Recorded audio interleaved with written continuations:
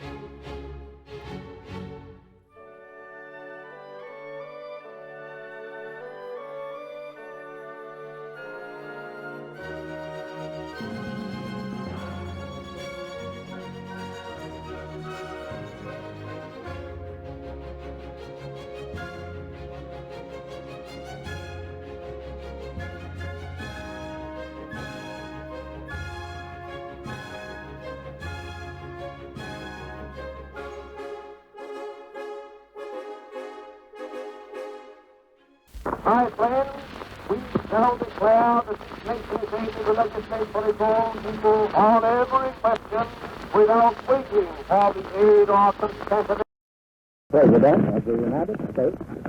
I was present at the first Pan-American Congress in Washington, D.C.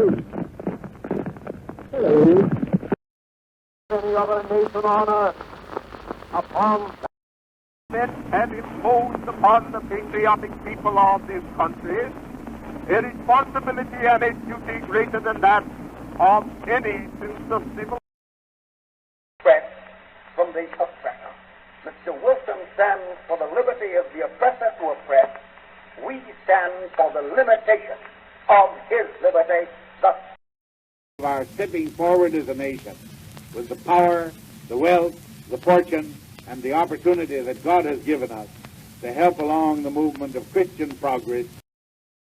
There never was a time when impatience and suspicion were more keenly aroused by private power selfishly employed, when jealousy of everything concealed or touched with any purpose not linked with democracy which proclaims the safe agency of highest human freedom. America headed the forward procession of civil. When we come to realize that the yearly expenses of the governments of this country, the stupendous sum of about $7 billion. The most vital realism in all our relations with the world today requires that we keep out of these wars unless the Western Hemisphere is attacked. The right of every businessman, large and small, to trade in an atmosphere of freedom, freedom from unfair competition and domination.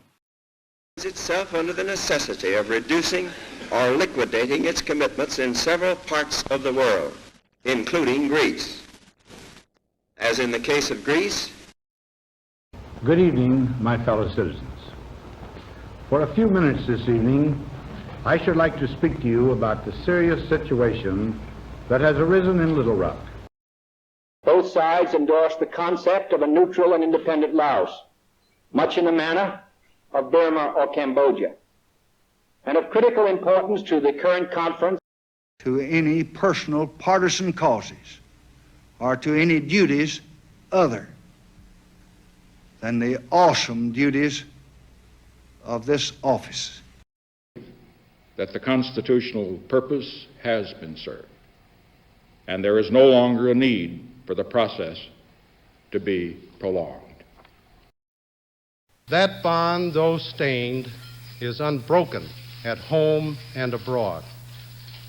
In all my public and private acts as your president, I've just been talking about forces of potential destruction that mankind has developed and how we might control them. It's equally important that we remember the beneficial freedom of speech, freedom of religion, freedom of enterprise, and freedom is special and rare. It's fragile. It needs production. And a world refreshed by freedom seems reborn. For in man's heart, if not in fact, the day of the dictator is over. A lot better. Here it is. He inherited a deeply damaged economy. He put a floor under the crash. He began the long, hard road. Psalm 23. Even though I walk through the valley of the shadow of death, I fear no evil, for you are with me. This is a day when all Americans. This General Assembly gathering. I'll be discussing that more this afternoon, but we have to follow through even when the politics are hard. Again. We will make America safe again. And yes, together, we will make America great again. Who showed the world that the strength of a people united cannot be denied. And together with your brothers and sisters in Estonia and Latvia, you helped end the era of division through the power of connection.